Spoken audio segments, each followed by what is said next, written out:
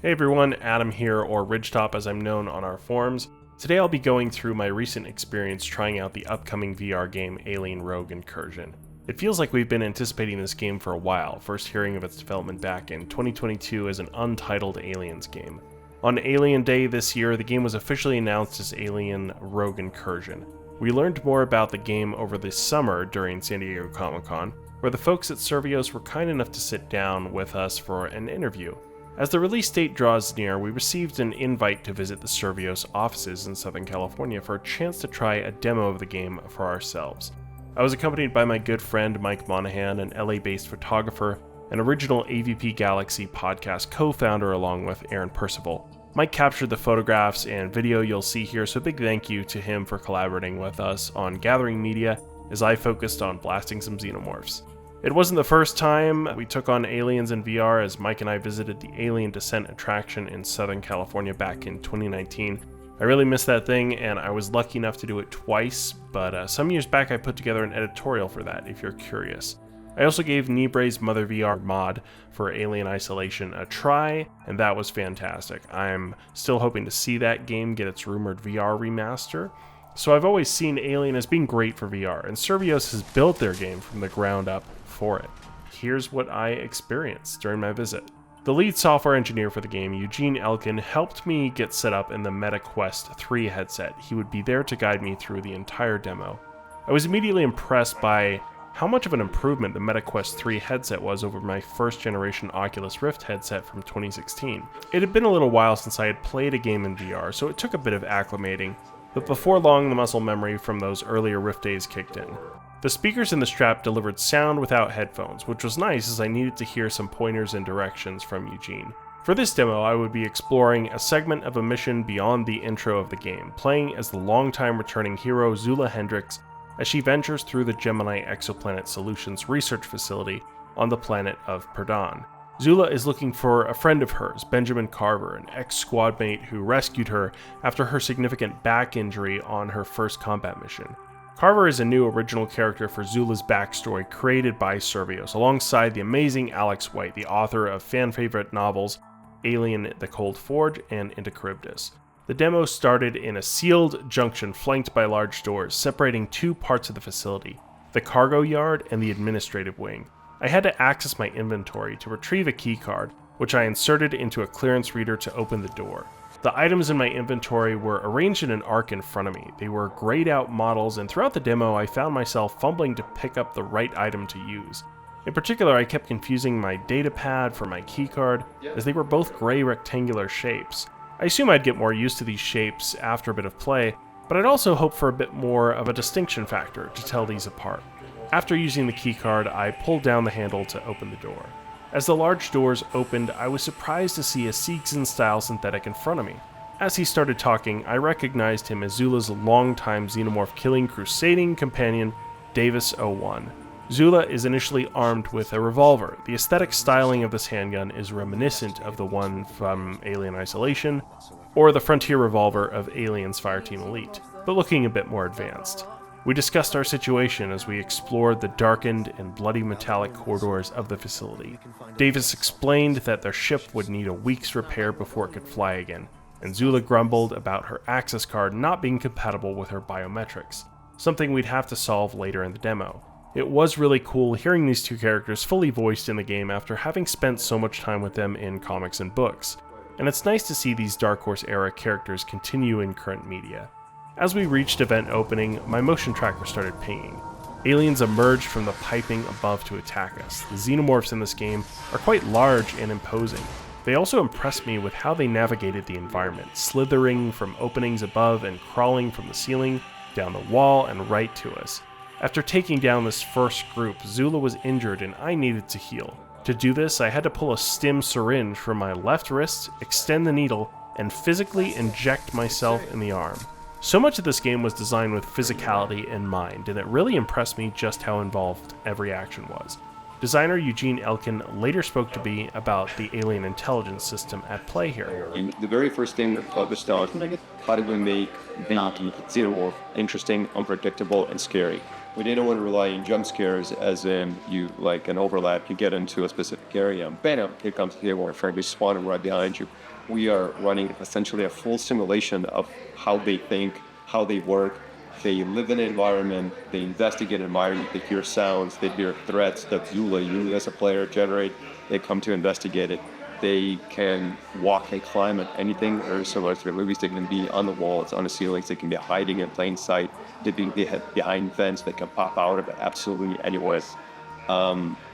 Just a single Xenomorph enemy has a lot of depth that as you progress through the game, you really get to try to learn and understand how they think, how they behave, how they look.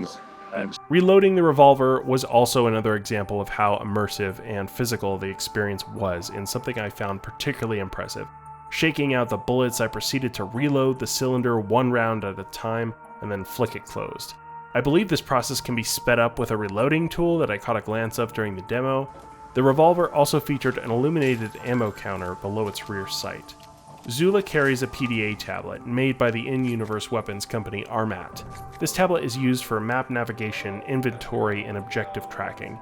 It was kind of amusing to me utilizing a tablet screen through the screen attached to my face. I used my finger to scroll and make selections on the tablet. I could hold this up while exploring the environment to follow my map in real time. Brave new world. After splitting up with Davis, I crawled into the bloody vents. Zula comments about the aliens using the vents to take their victims to the nest as I follow a blood trail. At the end of this section was a ladder, which I climbed using my VR controllers, grabbing one handle after another in a mock climbing motion. This was yet another pretty immersive bit as I climbed upwards. Davis-01 encounters another Xenomorph down below us. Zula called to him through the grate, asking if he's alright, to which he responded that he has things under control. After dropping down into the next room, Zula comments about the pain as she still chronically suffers from her injury at this point in her life. Though it's been a while since I've read the novels and comics she stars in, the character felt very much like I imagined her when reading those pages. I checked my tablet again to see where I'm supposed to head. Our objective is to locate survivors, which isn't looking too promising already with all the bodies and bloodstains we've seen about. Our current task is to locate the admin office to fix our PDT biometrics error mentioned earlier. After my initial close encounter with the aliens, I saw that I was running low on ammunition. I scoured the smaller office I just dropped into for supplies, which I found inside of a locker. Nearby, there was also a computer monitor to check out. Only one problem though, the screen was completely covered with blood.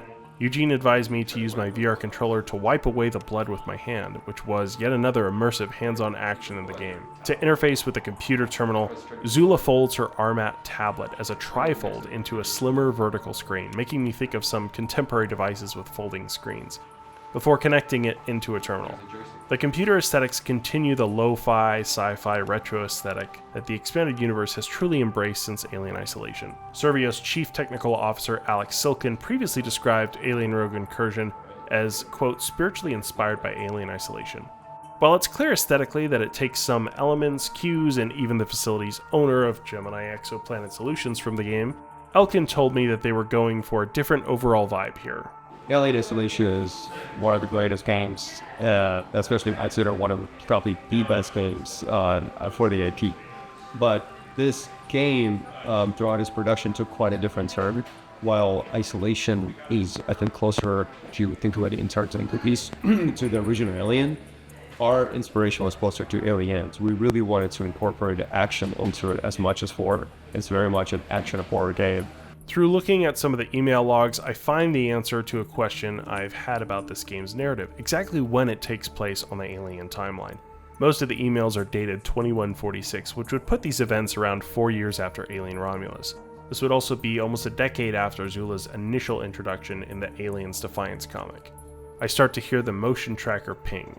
I have to reach for it across my body. I can hear the sounds of the aliens prowling nearby, but I'm not yet done with this terminal. Eugene says to me that the motion tracker continues to work even if I'm not holding it. I can set it down on a nearby table as I continue on the terminal. Finally, the Xenomorphs rush me, one dropping right in front of me on the table. I use my pulse rifle to take them down. Before I could take out all of them, I spent my clip and I had to use my revolver to finish off the last of them. The Xenomorphs can take some damage, but they're not too hard to kill. But given the involved gameplay of VR and items to manage, I could see a swarm of them being a significant challenge. Eugene also talked about the nature of the Xenomorph threat in the game. And I mean, when you play it right now, and you really weren't hiding from the Xenomorphs very much, right? You were well equipped.